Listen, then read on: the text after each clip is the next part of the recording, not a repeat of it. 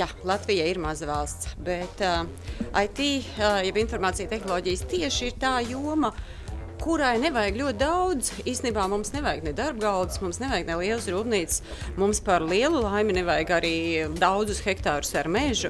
Mums vienkārši vajag cilvēkus ar ļoti gudrām galvām.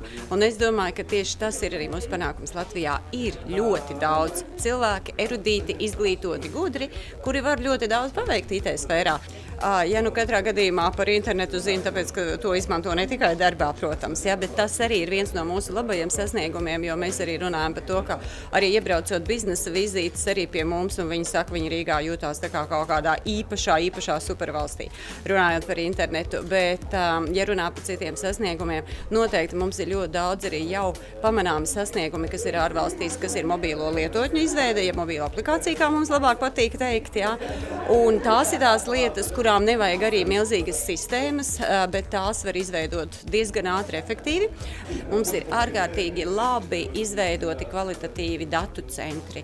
Un datu centrs ir ne tikai dzelzis, kā mēs sakam, bet tur ir iekšā arī IT smadzenes, un tur ir 24/7 arī pakalpojumi, ko sniedz. Un datu centros mēs glabājam pilnīgi visus savus datus, ko mēs īstenībā visi cilvēki saka, un dzird, saka, mākoņi. Kas tie tādi mākoņi? Nu, jebkurš mākonis ir kaut kur piezemēts.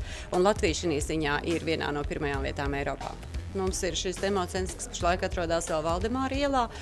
Mēs pārceļamies uz Gaismas pili, mēs esam lepni par to, mēs esam atpazīti no valsts puses, no valsts institūciju, mēs esam atpazīti no starptautiskās arī auditorijas, un mums būs tas gods parādīt Latvijas IT un augsto tehnoloģiju sasniegumus visai prezidentūras viesu saimai, kas tur aptuveni varētu būt ap 30,000. Ja?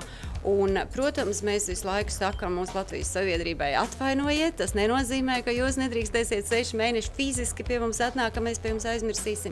Mēs turpināsim ar jums runāties caur mājaslapu, caur internetu un rīkot dažādas konkursus akcijas, bet pirmos 6 mēnešus mēs strādāsim tiešām tikai uz prezidentūru, kas Latvijai ir ļoti liels izaicinājums, un mēs to visi pašlaik pie tā ļoti stingri strādā, bet ar 1. jūliju 2015. gadā mēs jau sāksim tur strādāt pilnīgi normālā režīmā un atkal būsim atvērti visiem jums, lai jums ir interesanti nākt, skatīties, izmēģināt pašiem, arī mācīties, kas tur ir iespējams, ko iespējams vispār izdarīt ar IT, to visu var redzēt democentrā.